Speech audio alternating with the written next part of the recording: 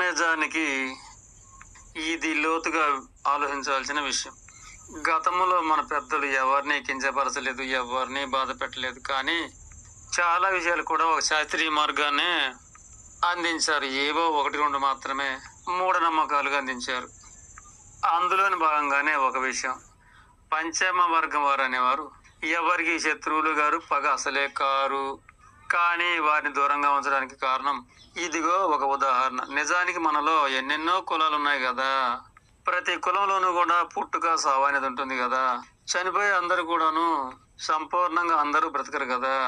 కొందరు 100 సంవత్సరాలు పోతారు, కొందరు ఇంకో కొంచెం తక్కువ పోతారు, మరికొందరు అనారోగ్యాలతోనూ ప్రమాదాలతోనూ అకాల మరణాలు పొందుతారు కదా. ఇలా అన్ని కులాలు అంతే కదా. అయితే అనారోగ్యాలు వచ్చిన వారు ఎమ్మటే చనిపోరు కదా, కొంతకాలం మంచంలో పడి ఉంటారు కదా. ప్రమాదాలు కూడా అంతే కదా, కొంతకాలం మంచంలో ఉంటారు కదా. ఇక అప్పుడు వారు లేక ఉంటారు కనుక మలమూత్రాలు, దగ్గుడు, అలాగే ఒళ్ళంతా కూడాను మురికి పట్టి ఉండటం, కొందరికి పుండ్లు కూడా అవుతాయి కదా. కనుక ఈ విధంగా అనుభవించి కొంతకాలం తర్వాత మరణిస్తుంటారు కనుక ఇక ఇటు వారిని వారు అన్నదమ్ములు కానీ, కొడుకులు, మనవలు కానీ, కుటుంబీకులు వారు బ్రతికున్నంత కాలం కూడాను ఇక అటు కుటుంబం వారు వారికి పరిచర్యలు చేయాలి కనుక వారు ముట్టుకొని పట్టుకొని స్నానాలకి ఏం చేయక తప్పదు కనుక ఇక అటు వారు చనిపోయాక వారిని వారి కుటుంబీకులు మరలా ముట్టుకొని పట్టుకొని దానం చేయాలి కనుక. అలాగే బంధుమిత్రులు కూడాను కొందరు తన బంధము అనే ఆప్యాయతో మెదపడి కూడా ఎడుతుంటారు కదా. ఇటువంటి సందర్భంలో ఆ చీవనెత్తులు గాని, ఆ ఊము గాని, ఆ మలమూత్రాలు గాని, ఆ పుండ్లు గాని, అదంతా కూడా మనకు అంటుతుంది కనుక ఆ విధంగా వారిని దానం చేస్తారు కనుక అందుకే వారి బంధువులైనా కులం వారైనా ముట్టుకోబోరు.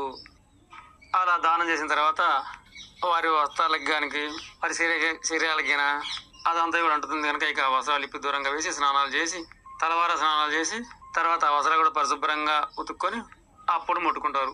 అలా వారి కులం వారైనా బంధువులైనా. ఇక మంచాలు కూడాను కొని బయట పారేస్తారు.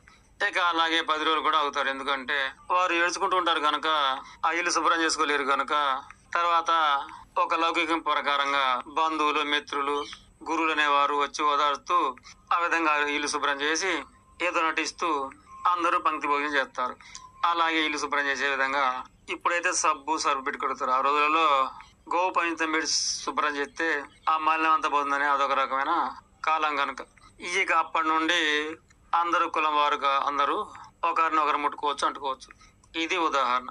పంచముడు అనేవాడు కూడా ఈ విధంగానే చనిపోయిన గొడ్లని అవి కోస్తాడు కనుక ఒకప్పుడు పశు సంపద బాగుంటే అనారోగ్యం వచ్చిన గొడ్లు కానీ, చనిపోయిన గొడ్లు కానీ వారే కదా కోసేది.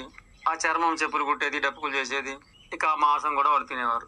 ఒకప్పుడు వారి వీధులలో చర్మాలు కూడా వేలాడగట్టి ఉండేవి కదా. అలాగే పశు మాంసం పొట్టు తునకలుగా కూడా వేలాడగట్టి ఉండేవి కదా. ఈ చనిపోయేవారు మనుషులైనా, చనిపోయిన పశువులైనా శవాలన్నీ ఒకటి కనుక అలా వారికి పశువులు కొయ్యడము, చర్మాలతో అవి చేయడము, మాంసం తినడము వారికి ఆనవాయితీ అయింది కనుక అందుకే వారిని కొంచెం వారికి దూరంగా ఉంటారు. ఇంతే తప్ప మరొకటి ఏం లేదు. అయితే ఇప్పుడు పశు సంపద లేదు, చర్మాలు మొత్తంలో లేవు, పశు మాంసం పొట్టు తునకలుగా లేవు. ఇంతే తప్ప చనిపోయిన కుటుంబం వారు ఇతర బంధువులు ఎలా అంటుకోరో వీరు కూడా గంతే.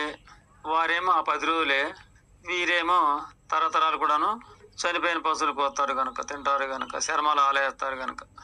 ఇంతే తప్ప వీరు మనకేమో పగగారు. నిజానికి వారే నిజమైన మిత్రులు. ఎందుకంటే చనిపోయిన మానవులను కూడాను వారే తిరిగి మట్టిలో కలుపుతుంటారు కనుక. కానీ అందులో వెరితలు ఏంటంటే పంచముడు అనగానే దూరంగా ఉండడం, అలాగే చనిపోయిన వారు ఇంటి పేరు అనగానే వాడు అమెరికాలో ఉన్నా సరే అక్కడ స్నానం చేయడం. ఇదొక వెరితల ఆచారం. ఆదినాడు మానవులందరం ఒకటి. ఇలా వృత్తిలో కొంచెం గజిబిజి చేశాయి.